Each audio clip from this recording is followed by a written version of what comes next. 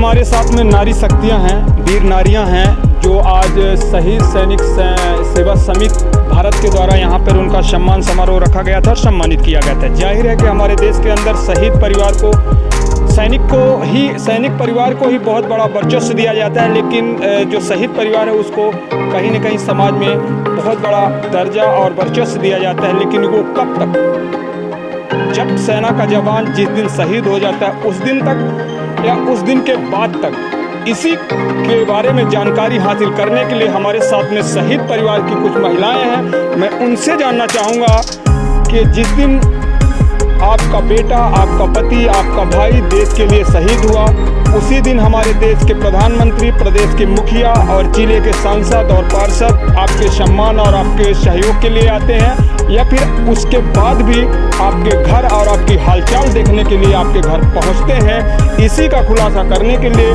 मैं ground reporting में सतना में हूं और आज दूध का दूध और पानी का पानी साफ करके दिखाऊंगा कि वो शहादत के दिन तक ही होता है या शहादत के बाद भी। कैमरामैन को बताऊंगा, यहाँ पे फोकस करेंगे। हमारे साथ में बहुत सारी महिलाएं हैं, मैं उनसे बात करना चाहूँगा। सबसे पहले मैं बात करना, आप बताइए आपका नाम क्या है? सरिता सिंह। सरिता सिंह जी कहाँ के रहने वाले हैं? मैं सतना की रहने, गढ़िया टोला। सतना के रहने वाले। आज यहाँ पर शहीद सैनिक सेवा समिति के द्वारा एक शहीदों के सम्मान के लिए प्रोग्राम रखा गया था, जिसमें ज़्यादातर सभी पूर्व सैनिक थे, शहीद परिवार की ज़्यादातर परिवारजन थे और महिलाएं थीं। और आपसे मैं जानना चाहूँगा कि जिस तरह से सरकार के वादे और इरादे सेना और शहीद परिवार के लिए होते हैं, क्या वो इरादे समय बीतने के बाद भी उसी तरह से चलते रहते हैं या? नेक इरादे नहीं हैं, सरकार के कोई नेक इरादे नहीं हैं। चाहे जो सरकार हो, नेक इरादे किसी के नहीं हैं। जब मेरे पति शहीद हुए थे तो ना सरकार आई ना कोई आया। आज भी हम जहाँ रहते हैं तो अगर निकलते हैं, बैठते हैं, उठते हैं तो हमारे घर कोई आके बैठा तो लोग उसको गलत निगाह से देखते हैं। ये कभी कोई नहीं सोचता कि वीर शहीद की नारी है इसको, या हम रोते हुए रह जाते तो कोई ये आके नहीं बोलता है कि आपके साथ हम हैं। कभी कोई नहीं बोलता है। और सरकार तो भला नेताएं हैं, क्या कह सकते हैं, उनके बारे में कुछ नहीं कह सकती। आप एक शहीद परिवार की वाइफ हूँ मैं, पुष्पेंद्र सिंह की वाइफ हूँ। कब शहीद हुए थे वो? ये सन 2005 में हुए थे। 2005 में? हाँ। यहाँ पे रोकना चाहूँ, आप देख सकते हैं ये 2005 में इनके पति भारतीय सेना में सेवा करते हुए देश के लिए शहीद हुए थे। और उनकी पत्नी के द्वारा जो वक्तव्य दिया जा रहा है, वाकई में समाज और सरकार के लिए शर्म से बड़ी और कोई चीज़ नहीं हो सकती है। यहाँ के जो सांसद हैं, यहाँ के जो महापौर हैं, यहाँ के जो स्थानीय प्रशासन और नेता हैं, शायद उनके कान तक मेरी आवाज़ जाए तो आने वाले समय में जो इन शहीद परिवार और सैनिक का परिवार है, उनके साथ में जो दोगला भेदभाव का तरीका है वो बदलें, ताकि शहीद परिवार की पत्नियां और उनकी मां, उनके भाई, उनके परिवार गर्व से कह सकें कि हमारा बेटा सरहद पे शहीद हुआ देश की सुरक्षा करते हुए। लेकिन हमारे ज़िले में, हमारे प्रदेश में जिस तरह से प्रशासन और शासन के द्वारा मेरी मदद की जा रही है, वाकई में वो काबिल तारीफ़ है। इन शब्दों को सुनने के लिए पता नहीं कब प्रशासन को नियंत्रित अपने एक्शन को करना पड़ेगा। आगे और जानकारी लेना चाहेंगे।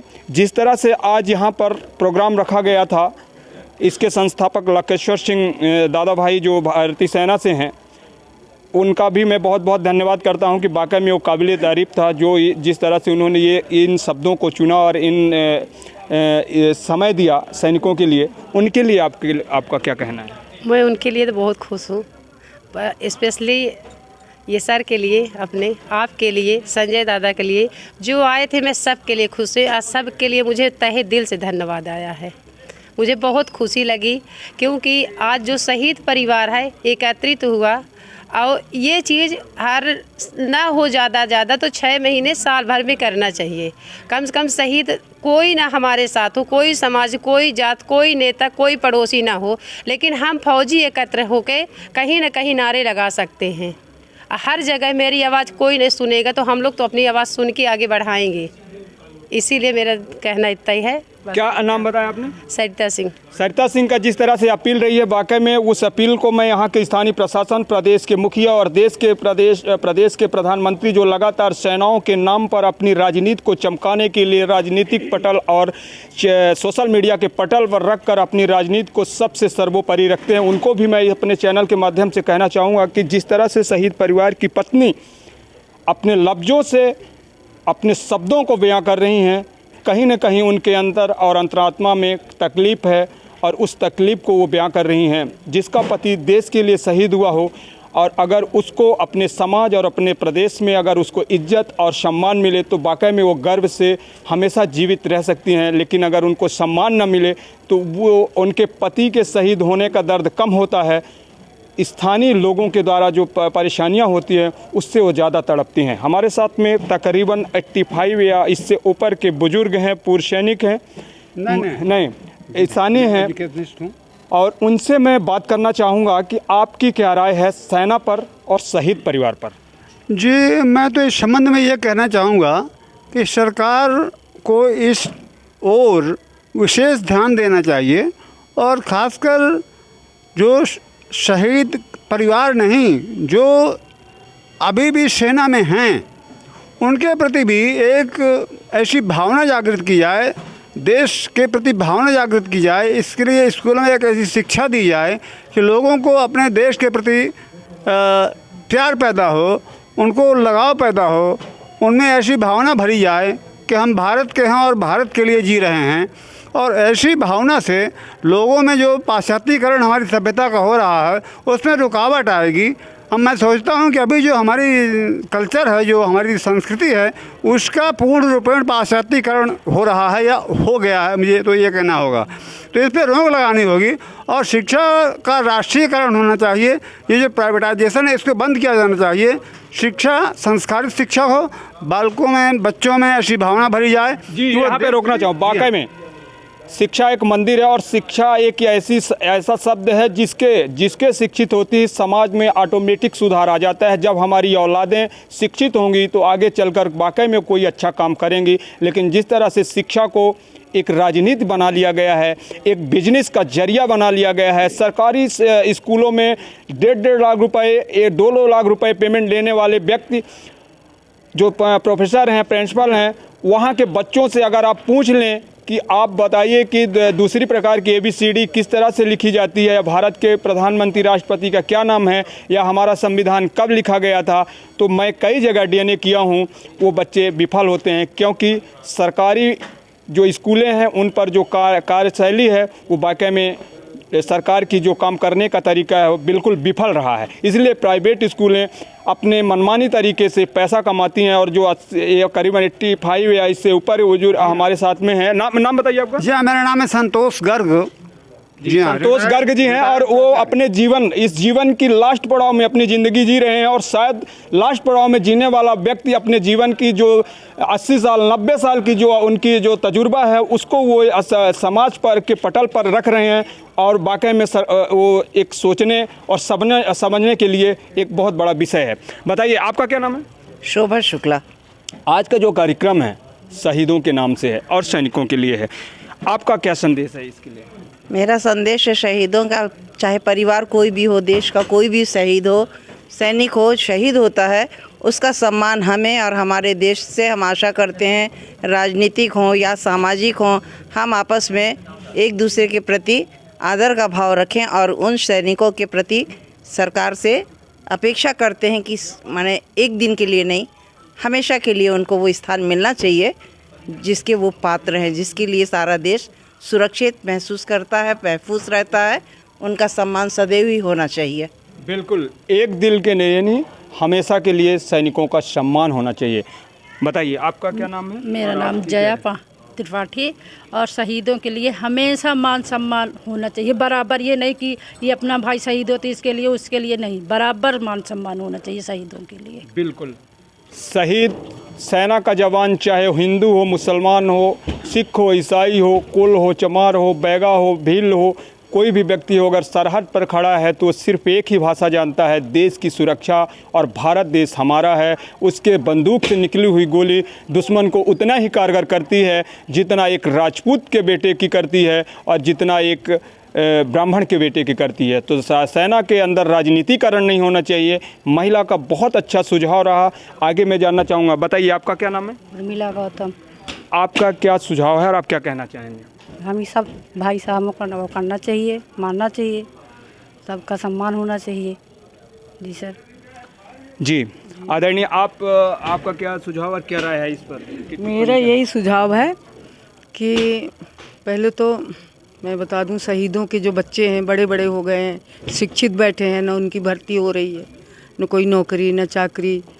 और शहीदों का एक बार तो हो जाता है सम्मान, बड़े गाजे बाजे के साथ चले जाएंगे सब मंत्री मिनिस्टर, दोबारा कोई पूछने वाला नहीं वहाँ के तेरे बच्चे भूखे हैं कि तेरी तनख्वाह आ रही है कि कुछ मिल रहा है। ये सब कुछ नहीं होता है आर्मी में। आर्मी हमेशा होते रहना चाहिए, होता रहना चाहिए, कोई न कोई जाना चाहिए कि हमारे साथ में युवा शक्ति हैं और कलाकार भी हैं और बहुत स्मार्ट पर्सनालिटी के लिए जाने जाते हैं, खूबसूरत हेयर कटिंग और एकदम जैसा होना चाहिए।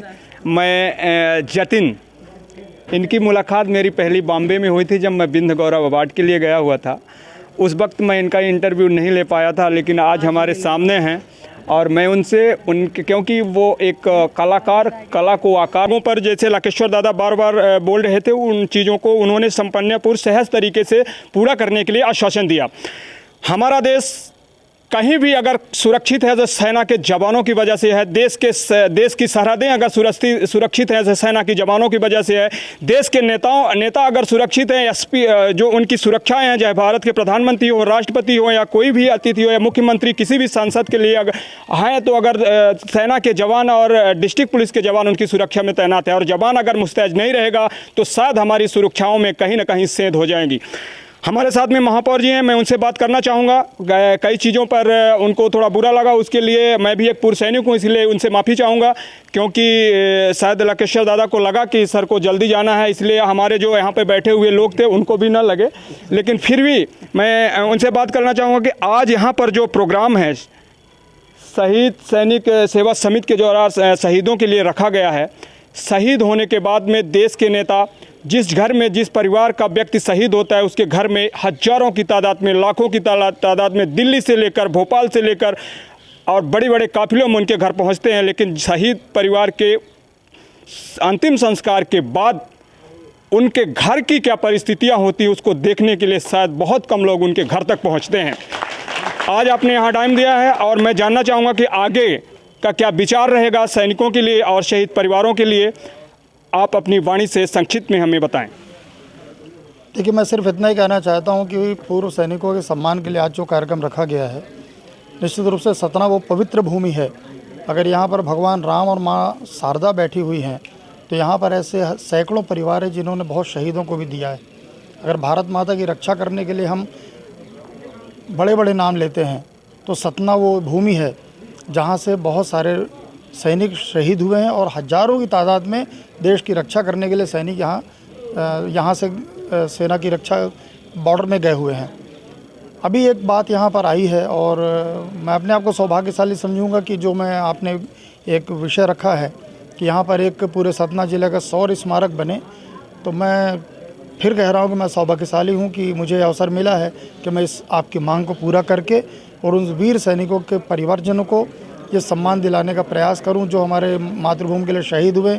उनकी स्मृति में एक शौर्य स्मारक बनवाने का प्रयास करूंगा और वो निश्चित रूप से हमारे आने वाली पीढ़ी को एक संदेश देगा कि हम जिस खुली हवा में आज जिस प्रकार से हम आज़ादी के जश्न मना रहे हैं उसके पीछे बहुत से लोगों ने खून बहाया है, तो उनको स्मरण करके हमारी आगे आने वाली पीढ़ी भी कुछ सीख लेगी, शिक्षा लेगी और देश के प्रति अच्छा सोचेगी, ऐसा मेरा मानना है।